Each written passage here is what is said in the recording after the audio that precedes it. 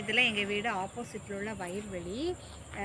எவ்வளவு பச்சை பசையேன்னு இருக்குது பாருங்களேன். பட்டு துணியை மேலே வந்து போர்த்துனது போல் இருக்குது பார்த்தீங்களா.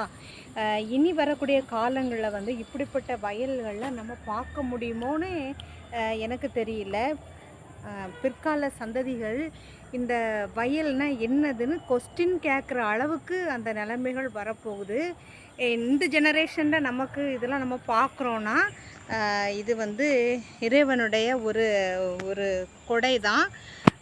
பாருங்கள் ஃப்ரெண்ட்ஸு, இப்போ வந்துட்டு இந்த வயலில் என்னென்னா வயலில் நெல் வந்து பூத்துருக்கு பாருங்கள். பூத்துருக்கு பார்த்தீங்களா.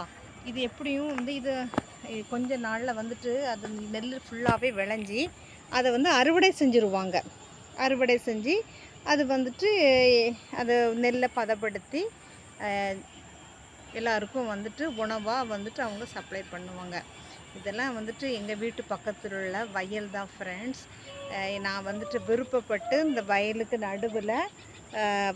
நடுவில் தான் எனக்கு வந்து வீடு வேணும். நான் தெரியுதுல அந்த பச்சை பெயிண்ட் வீடு, அது என்னுடைய வீடு கிடையாது. என்னுடைய வீடு தான் என்னுடைய வீடு ஃப்ரெண்ட்ஸ். இதான் ஃப்ரெண்டு. இது நாங்கள் வளர்க்கக்கூடிய கோழி.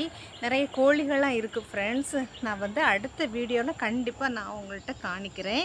இது என்னுடைய வீடினுடைய ஃப்ரெண்டு கேட்டு, இது ஹஸ்பண்டோட பைக்கு. ஓகே ஃப்ரெண்ட்ஸ், உங்களுக்கு இந்த வீடியோ பிடிச்சிருந்தா like and share and subscribe பண்ணுங்கள். பாய்.